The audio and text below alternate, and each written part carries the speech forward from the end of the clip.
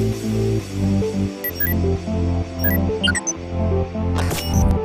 guys, Zero from eGaming Network here. This video is pretty much just going to be about the 5 Australian teams and the 1 New Zealand team that have qualified for APAC.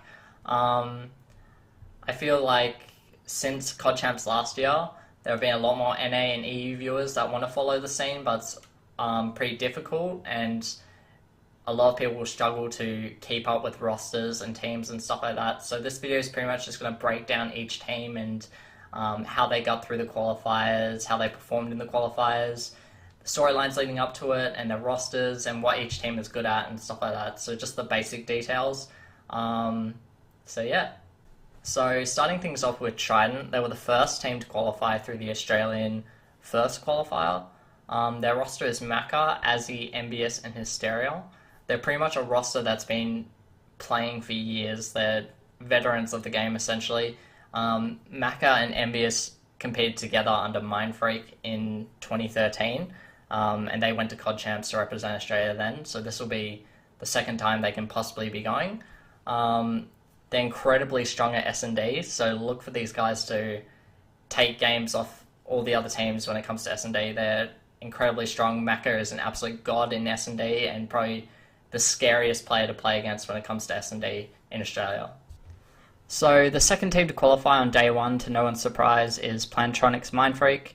This is a team that was formerly known as Team Immunity and have competed at COD Champs the last 2 years in a row. And prior to that, were also known for their pretty much uncontested dominance over the Australian scene for multiple years.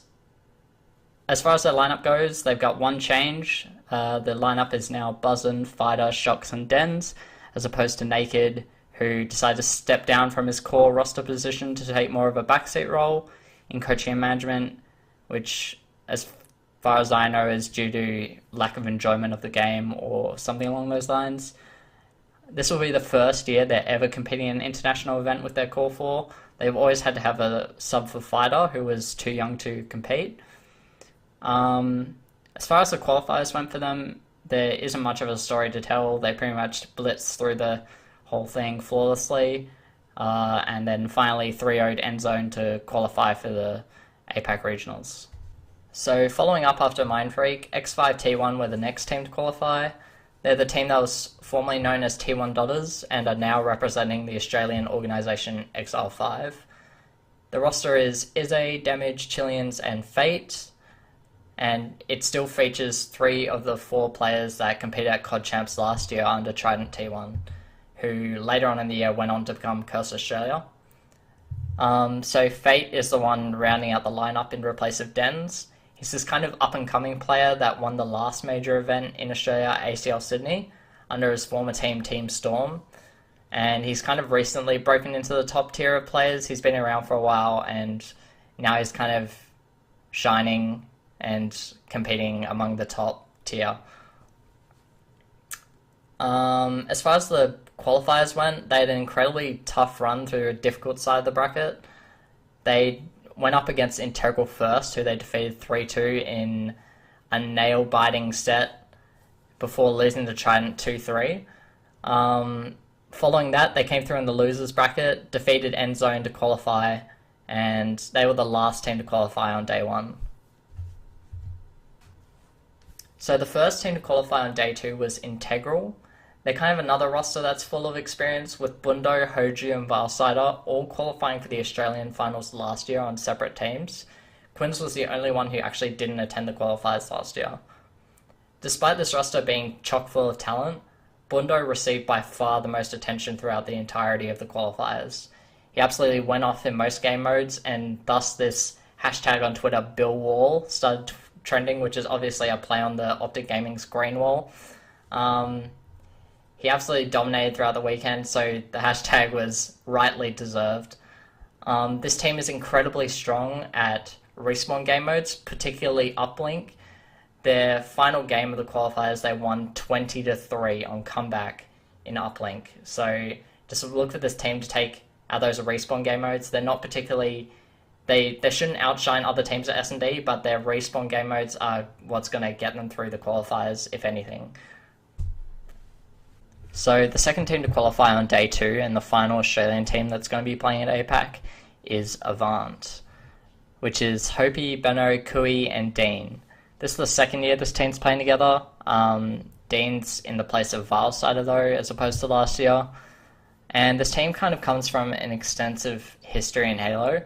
Hopi and Benno were both top in the Australian scene, probably two of the very best players. Benno went overseas multiple times to compete at MLG, including playing in the pro bracket at MLG Anaheim 2011 for Reach, which I'm pretty sure was one of the first times, or the first time, we ever saw a foreign team reach pro bracket at MLG. So as far as last year went, they placed third, narrowly missing out on going to LA. This team kind of has a third place curse about them. They always place third at LAN events and stuff like that, so they'll be looking to break that curse at this qualifier. As far as the qualifiers went for them this year, they had an incredibly rough day one, but bounced back on day two with a vengeance. Hopi was on fire throughout the entire day, and he even claimed the best S&D score of the entire weekend, going 14-5 against Citadel. So the final team I'll be covering today is the team that's going to be representing New Zealand at APAC, which is the team formerly known as Ignitions, which is now XS Gaming upon being picked up by a North American organisation. Going into the qualifiers, they were actually coming off a LAN victory at AVT, which is New Zealand's kind of premier LAN circuit. The roster is Killerpie, Carrots, Zeus, and Buckerbeck. This team is kind of like the dark horse of the competition. It's a bit hard to judge off their online results just how good they are because of just the host differential online between New Zealand and Australia. But these guys have been getting valued really highly by a lot of people, and a lot of people reckon that they can go the whole way.